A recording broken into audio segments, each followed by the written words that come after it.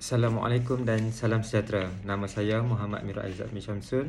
Nama matrik saya 290407. Cadangan dasar yang dipilih oleh kumpulan kami adalah Dasar Keselamatan Negara. Dasar Keselamatan Negara ni adalah satu rangka panduan dan dasar yang ditetapkan oleh kerajaan untuk menjaga keselamatan, kedaulatan dan kepentingan negara. Dasar ini merangkumi pelbagai aspek keselamatan dalam bentuk ketenteraan, politik, ekonomi dan sosial. Tujuannya adalah untuk melindungi negara daripada ancaman luar dan dalaman serta menjaga keselamatan negara. Dasar yang pertama ialah dasar kestabilan sosio-politik. Dasar ini membentuk landasan yang kuat untuk membentuk masyarakat yang stabil secara sosial dan politik dalam masyarakat supaya dapat hidup aman dan damai. Cadangan dasar yang untuk menjaga kestabilan sosio-politik, yang pertama, pemimpin yang bertanggungjawab. Pemimpin yang bertanggungjawab menciptakan dasar yang kukuh untuk mencapai kestabilan sosio-politik dan kesejahteraan masyarakat. Yang kedua adalah rule of law. Ia memastikan bahawa hukuman dan peraturan diguna pakai untuk semua, termasuk para pemimpin dan pemerintah. Yang ketiga adalah kebebasan berpendapat. Kebebasan berpendapat adalah salah satu hak asasi manusia. Tapi kita kena ingat, dia ada batas. Kita tak boleh buat suka hati. Batas dia seperti penghasutan, diskriminasi dan penghinaan. Yang keempat adalah keadilan dan keserataan. Ia memastikan bahawa semua warga memiliki hak yang sama dan diakui dengan adil bagi menghindari diskriminasi berasaskan agama, kaum, ras atau faktor-faktor yang lain lah. Sekarang kita dapat lihat dekat Malaysia ni, isu 3R yang semakin kita risau lah. Perkara-perkara ni sangat jelas dalam perlembagaan. Persekutuan adalah menjadi tanggungjawab kita bebas menyuarakan pandangan dan syur serta mempertahankan apa jua yang berkait dengan 3R. Kerajaan atau kementerian yang berkaitan perlu memberi satu garis panduan yang jelas kepada rakyat, masyarakat, apa yang boleh, apa yang tak boleh. Bagi saya, ia masih kabur walaupun katanya ada tata cara khas urus takbir isu 3R ni.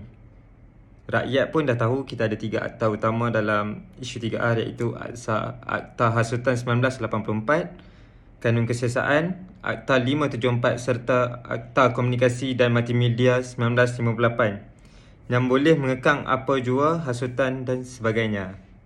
Sekian, terima kasih. Assalamualaikum dan salam sejahtera. Saya Nur Akhilah Syariah binti Ayub, nombor kabinetrik 290219.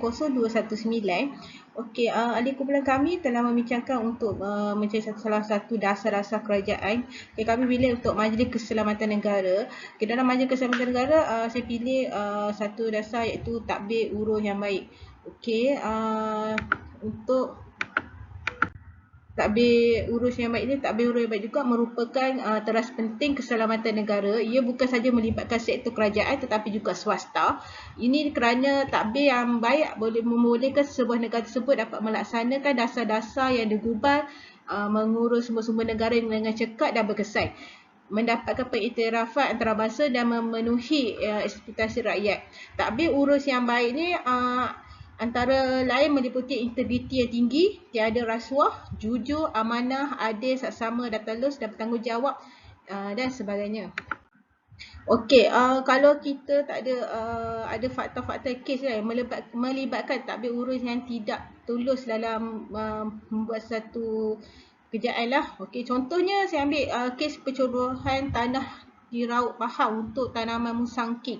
Kes ni pun sebenarnya dah terlalu lama, tapi kes ni masih lagi belum dapat diselesaikan lah. Isu pencerobohan tanah untuk pengembang musangking secara haram. Dari pencerobohan kecil tanah ni, daripada sekecil-sekecilnya sehingga dia telah mencecah sebanyak 4,400 hektar tanah telah diceroboh. Tapi tidak diambil tindakan.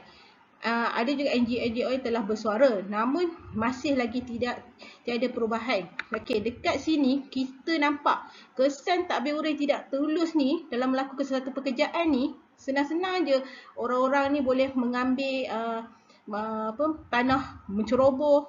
Padahal benda ni sepatutnya kalau isu ni tak ditangani dengan betul, sila bila nanti mungkin kita lebih banyak tanah-tanah kita akan diceroboh lah. Lepas tu sekarang ni yang penting macam mana kes ini sehingga 4,400 tanah hektar ni telah diceroboh tapi tanpa disedari oleh orang lain.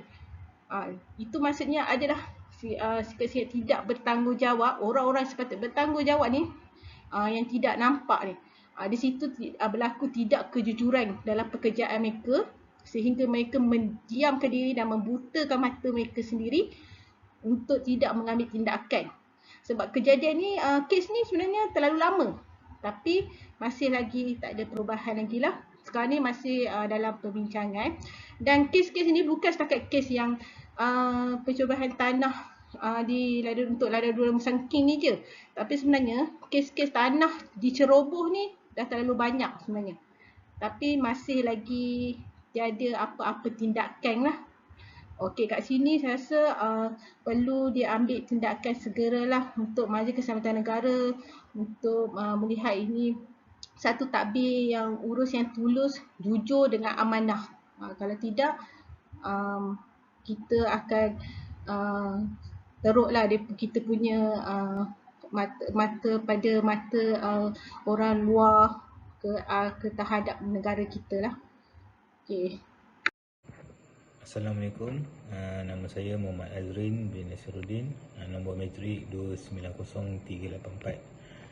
Pada bahagian ini saya akan menerangkan serba sedikit berkaitan dasar keselamatan negara di bawah teras pembangunan mampan.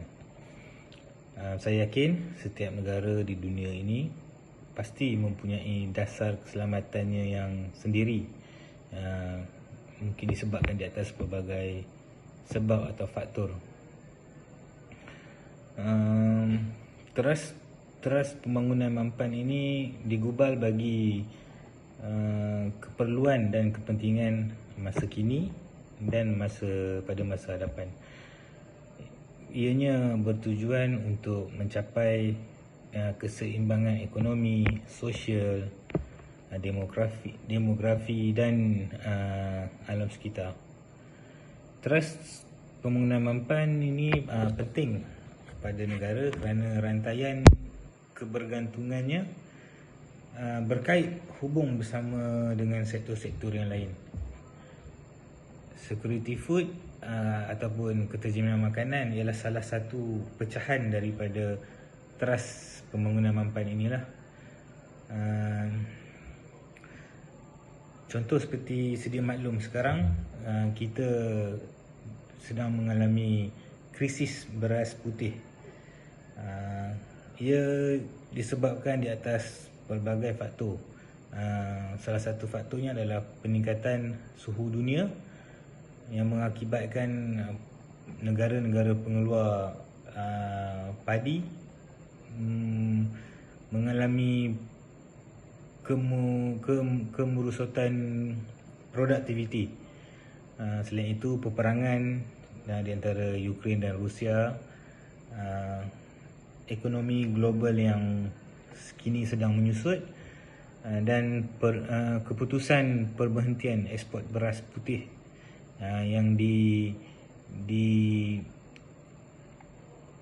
dibuat oleh beberapa negara seperti India, Vietnam dan negara Thailand, membuat pendirian untuk menaikkan harga beras putihnya. Terdapat 5 teras dasar yang menjadi taruhan kepimpinan kerajaan kita dalam menangani isu berkaitan keterjaminan makanan inilah. Yang pertama ialah mendukung permodenan dan pertanian pintar. Ia boleh dilakukan dengan dukungan oleh kerajaan, mungkin dengan secara research and development. Teras yang kedua adalah memperkukuh pasaran domestik, meningkatkan hasil keluaran yang mempunyai permintaan tinggi dan produk berorientasikan ekspor. Okey, yang ketiga, membangunkan bakat yang memenuhi permintaan industri. Maksudnya di sini kerajaan digalakkan untuk melahirkan bakat-bakat baru dalam membangunkan sektor pertanian dan keterjaminan makanan ni lah sekaligus. Yang teras dasar yang keempat adalah meningkatkan amalan pertanian dan sistem makanan yang mampan.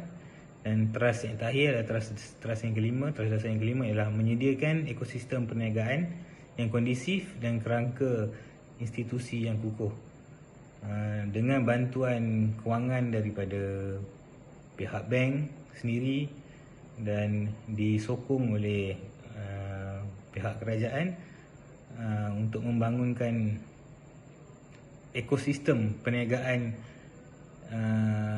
makanan yang di dalam negara inilah.